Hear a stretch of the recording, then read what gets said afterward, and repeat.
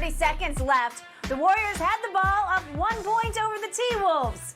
Then Draymond Green turned it over with 14 seconds to go. Karl Anthony Towns drained a go-ahead three-pointer immediately after. Now in 6th place, that's where the Warriors are. They're just 2.5 games up from missing the playoffs altogether. Wow. Shannon, how much trouble are the defending champions in? They're in a lot of trouble. Skip, last year they were the number 3 seed. And what happened was because Phoenix got upset by Dallas, they got to get home court throughout the entirety of the playoffs. That's not going to be the case this year. I don't think so. And Skip, they were a very good defensive team last year. Gary Payton II, he just got back. Andrew Wiggins, who's their best on-ball perimeter defender. He could also make shots. He's been gone for the better part of a month and a half, maybe even 2 months. For personal issues. They don't know if and when he's coming back. Skip, 9-29 does not indicate to me there's a switch that can be flipped, that they can turn this thing around. And I don't know how much the incident that happened before the season is playing into what's going on right now. But they look like a different team. They don't play defense with the same tenacity because we know, Skip, offensively they can move the ball and they're going to get a good shot and turn it into a great shot.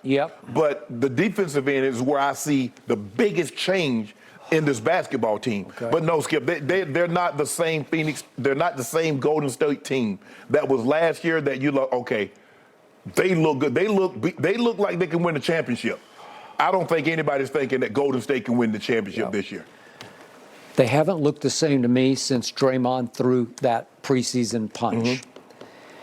Last night, 2 things hit me right between the eyes. That collapse was so un-Warriors. That's just not how they do business. Draymond has a careless sideways pass, and Kyle Anderson just takes it away and goes the other way. And then the other thing that struck me was the Timberwolves were fearless and unafraid of the home team. This was at Golden State, and Karl Anthony Towns just pulls up on a semi-break and says, I got this. I was like, what?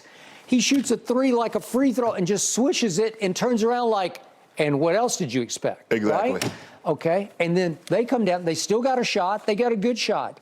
And if we could see what happened, here's the 3 from Karl Anthony. He just rips it, and then they come right down, and Jordan Poole spits it up. This is not the Warriors. This is not whoops, and out of bounds off Steph. And then Steph gets a desperation shot at the end and couldn't hang on to the basketball. It got away from him a little bit in the corner, and the next thing, this is the Jordan Poole again, and then Steph's shot at the end. If we could see it, he says, here, try this, and he loses the handle and has to shoot it falling out of bounds, and it's going to miss because even he can't pull off that kind of miracle.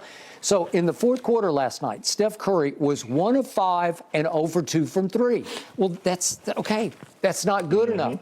They are now depending on Jordan Poole to take them home, and he was pretty good. He scored 10 in the 4th quarter, but he has become their closer. Seriously. Yeah, but Skip, think about it. Clay nor Steph attempted a free throw. How many times you think that, and since they've been playing together, Skip, neither one of those guys. You just can't. And they just turn it over like they've never played together before. I've never seen anything like it, but man, I wouldn't fear them either right now. No. Whew. Few games to go, guys. On the we'll glass. see how it all shakes out. All right, let's talk a little Cowboys. Skip, do you think they missed out on signing a key defensive player recently? We'll discuss when we come back. Podcast, Spotify, or wherever you get your podcasts. Joel Embiid and the 76ers taking on Nikola Jokic and the Nuggets in Denver tonight. The Nuggets, 6-point favorites, according to Fox Bet Sportsbook. Embiid and Jokic remain the top 2 MVP favorites as this season winds down. Shannon, I think this game is going to determine who wins the MVP. It could, but I doubt it. But I tell you what, Skip. If Joel Embiid does what he did last time, it's over. I mean, the man y'all went head-to-head, so we'd have 2 head-to-head meetings, Skip. And by the way, it was 47 points to 24 points, and it was 18 rebounds to 7 rebounds. Go ahead.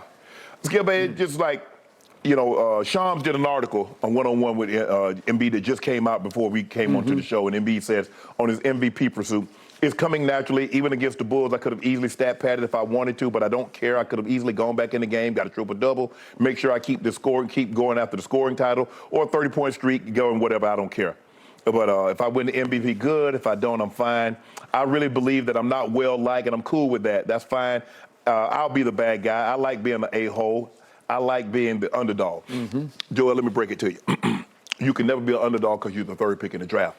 Nikola Jokic can be the underdog because he was a second-round pick. Yeah. The third pick in the draft, Tom Brady's an underdog. Patrick Mahomes can't be an underdog as the 10th pick in the draft. A 6th-round draft pick. Draymond can be an underdog. Yeah, I'll buy that. You can't ever be an underdog, Joel Embiid. Yep. I do think Joel Embiid is a light, Skip, because what's not to like about him?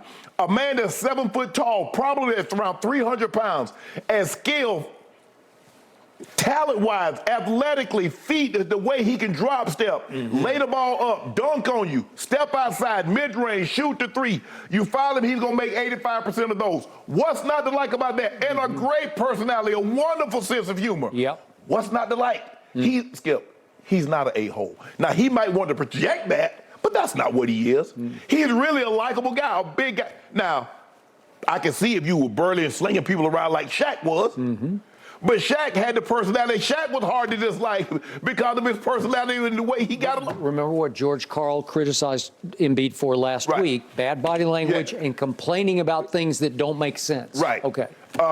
You know what, Skip? Jokic is averaging 25 points, 12 rebounds, 9.9 assists. He has an outside chance as a triple-double. Yep. Joel Embiid is leading the league in scoring 33.3, 10 rebounds, 4 assists. It is a two-man race right now. I believe it's come down to them.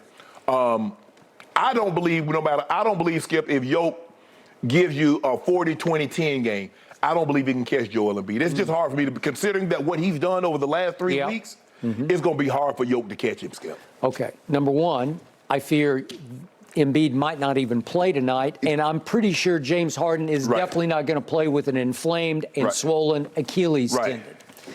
Because of that, when I look back at the meeting in January in Philadelphia, Harden had 13 assists in that game. Harden is leading the league in assists per game. He probably had 10 to Joel. Okay, well, that's what I'm saying. He might have had 13 to Joel on that night because he got 47. Right. Okay, so Joel keeps saying publicly, I don't care about the MVP. I only care about the postseason. Doc keeps saying, I am now playing for the postseason. I don't care about these games right here, right now. Right. How much emphasis will they put on this game? Yeah, what did Joel do on Friday night at Golden State?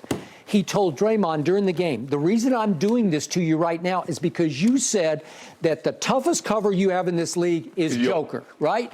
And he said, I didn't like that. So he he hung 46 on not just Draymond, but on Golden State. 46, and he made 19 of 22 free throws. He was a plus 13 in a game they eventually got blown out in because Jordan Poole went nuts in the fourth quarter and scored 20 points. Okay, my point is, Joel can't play a whole lot better than he did that night at Golden State. Then he tried to play back-to-back, and he did try at Phoenix, and they got blown out again. Okay, so what does he do tonight? Does Doc want to protect him a little bit? I don't even know if he's going to play. But he did say, Joel did say that he's going to need an off day in one of these games because he said that he was really sloppy, and normally his sloppy and sluggish is because he's tired. So he says, I'm going to need a game off. But if you're right that he is front running as the MVP leader in the clubhouse, you got to go. Okay, you got to go, but for how much and how long? Because Doc might be thinking, gee, we might have this in the bag. Right? Because I don't think, Skip, I don't think they can catch Golden State. The Golden State? I don't believe they can catch Milwaukee or Boston for one of the top two seeds. And they got Cleveland breathing down their neck for the 3-4. So if they're the 4th seed, they keep saying we don't care about the seed, but we care about our health. Well, okay, but I still think they want the 3. So here we go. I'm afraid the bottom might fall out of this game. Oh, you think it? Well, if he doesn't play, with him and no James Harden, But hey, maybe Denver takes him lightly, and who knows? But I would like to see that matchup. I mean, well, here's hoping. Because I want bragging rights. Come in here tomorrow and watch that 40-20-10 game he put on. Well, he might be putting it on air. That'd be Joel with a chicken out. He got scared. It is must-see TV, that's for sure. Fingers crossed, guys. All right, let's talk a little Golden State Warriors when we come back. Gentlemen, could you see them sliding all the way down to the play-in tournament? Yes. Let's predict. Coming up next right here on Undisputed.